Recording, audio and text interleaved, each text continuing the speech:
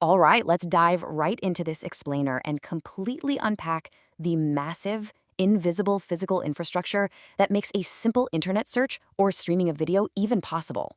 I mean, most of us just take for granted that the digital world is kind of floating around out there in the ether, right? We literally call it the cloud or the web, which definitely makes it sound like it's made of air. But the reality, the internet is a vast, heavy, heavily engineered physical machine that physically spans the entire globe. Think about it. When you tap play on your smartphone and a video instantly loads, what physical journey just happened before you even registered it? It's a question we honestly almost never stop to consider. We are so used to instant gratification, sending a text or pulling up a website in the absolute blink of an eye, that we completely forget there's a staggering chain of physical events taking place every single time we touch our screens. Because instead of magic, your tap triggers a physical response across continents and oceans. Imagine for a second pulling the camera all the way back out into space and looking down at Earth. If you could actually see data moving, you definitely wouldn't see an invisible, fluffy cloud.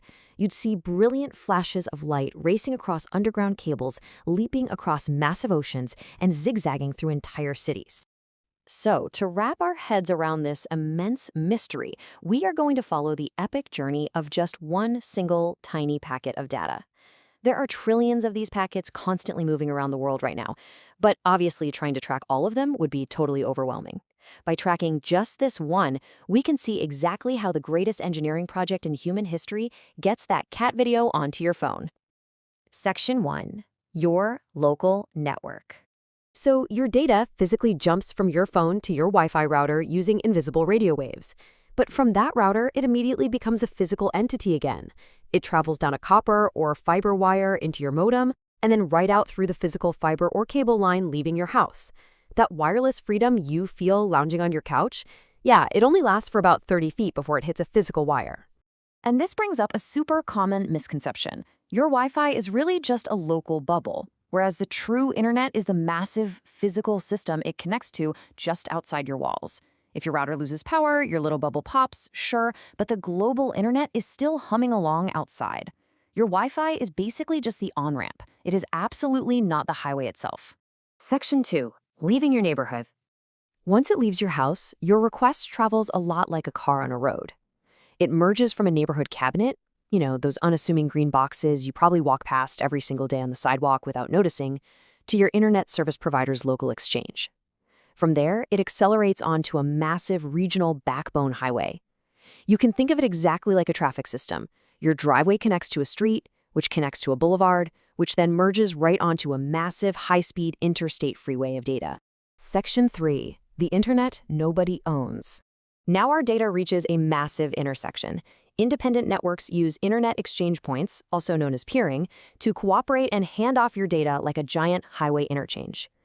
Imagine if the Postal Service was run by tens of thousands of different independent companies who all just agreed to hand off each other's mail for free just to make the whole system work. These exchange points are often completely nondescript buildings sitting right in the middle of cities, where different network providers literally plug their massive cables into each other's servers. But what if your video is hosted in another country entirely? How does it actually cross the ocean? Does your data fly all the way up to space? Most people intuitively think that when they FaceTime a friend in Europe or watch a video hosted in Asia, their data is being beamed up to a satellite orbiting the Earth and then bounced back down. Section 4. Beneath the ocean. Well, while satellites definitely have specialized roles, the shocking truth is that nearly all international internet traffic actually travels along the ocean floor, not through the sky. Satellites are fantastic for rural areas or very specific use cases, but they simply cannot handle the sheer, massive volume of global traffic. Plus, pushing data all the way up to space and back creates a really noticeable delay. And let's face it, we demand speed. So, the absolutely crucial takeaway here is that your data is zooming as literal light through submarine fiber-optic cables. We're talking hair-thin strands of glass laid across extremely deep ocean trenches by actual robotic submarines. And these cables are barely thicker than a garden hose, heavily armored in steel and plastic so they can survive the crushing pressure of the deep sea. Your emails, your streaming movies, your financial transactions, they are all traveling as literal pulses of light through glass along the bottom of the ocean. It's wild. Section 5. The Internet's brain. After surviving that epic ocean crossing, your request arrives inside a colossal data center. Here, it navigates through servers that act like massive libraries, the DNS system, which acts as the phone book, and content delivery networks that keep copies of videos close by for maximum speed. These data centers are literally the size of multiple football fields filled with endless rows of blinking servers. The DNS system perfectly translates the website name you typed into the exact physical location of the server. And to make things even faster, those content delivery networks ensure that the most popular videos are already copied and stored in a data center closer to you, making the journey as incredibly efficient as possible. Section 6. The return journey. Now that the file has been found, it races all the way back to you. And what's truly incredible is that this entire round-trip journey across oceans and massive data centers happens in the tiniest fractions of a second. By the time 120 milliseconds have passed, your video is already playing. To put that into perspective, it takes you about 300 milliseconds just to blink an eye. So in less than half the time it takes you to blink, your data has crossed the world and back. The speed is so staggering that we have to measure it in milliseconds. And that speed is exactly what makes this incredibly complex physical journey feel like pure magic when the video instantly plays. This is exactly why the internet feels like a weightless cloud to us. When a global journey through glass, copper, and ocean trenches happens faster than human perception, well, it feels like it isn't physical at all. Section 7. When things break. But of course, things do break. The internet faces some bizarre physical threats out there, from natural earthquakes and power failures to human ship anchors, and yes, even the occasional shark bite. No, really, it's true. While it's relatively rare compared to human accidents, sharks have been known to occasionally bite at the electromagnetic fields given off by these undersea cables.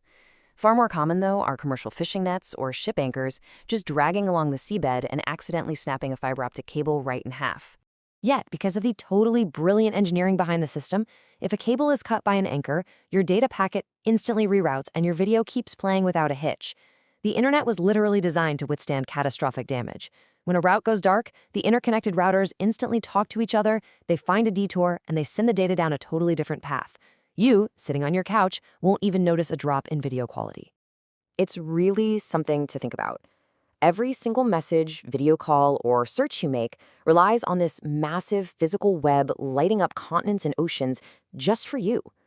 It's this incredible symphony of glass, light, copper, and code all working together in perfect harmony. It is, without a doubt, a monumental achievement of human cooperation and engineering. I really hope this explainer completely changes how you view your devices from now on. The physical internet is just one layer of the hidden infrastructure keeping our modern world spinning.